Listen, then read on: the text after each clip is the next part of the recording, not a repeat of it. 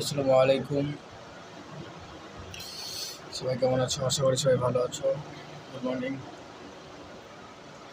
সকাল সকাল একটু ভাবলাম যে ব্লগে যাই, কেননা সকালে পরিবেশটা কীরকম তাই দেখাবো তোমাদেরকে।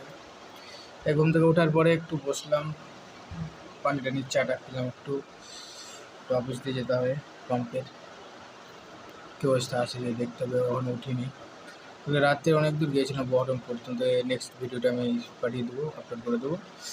ওই জন্য ঘুম থেকে উঠতে দেরি হয়েছে।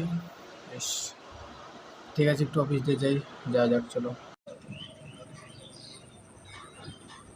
অফিস থেকে বার হয়ে দেখলাম যে অনেকটা রোদ উঠেছে, দুটো স্টাফ চলে এসছে অলরেডি। অফিস আসার পরে দেখলাম যে স্ট্যাটাসে গেলাম একটু তেল।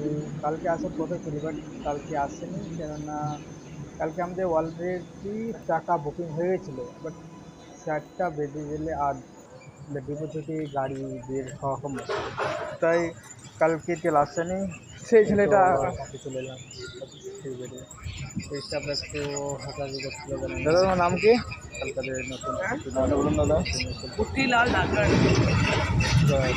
টাইম লাগছে। তো ভালো লাগছে কিন্তু টুপিটা পরে, ভালো লাগছে টুপিটা পরে। কি করছো? দেখতে পাচ্ছ সকালের আবহাওয়া, চলে এলাম ভীষণ রোদ।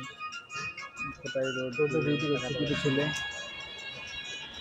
ঠিক আছে, যাওয়া যাক, এবার দিল্লি গেল।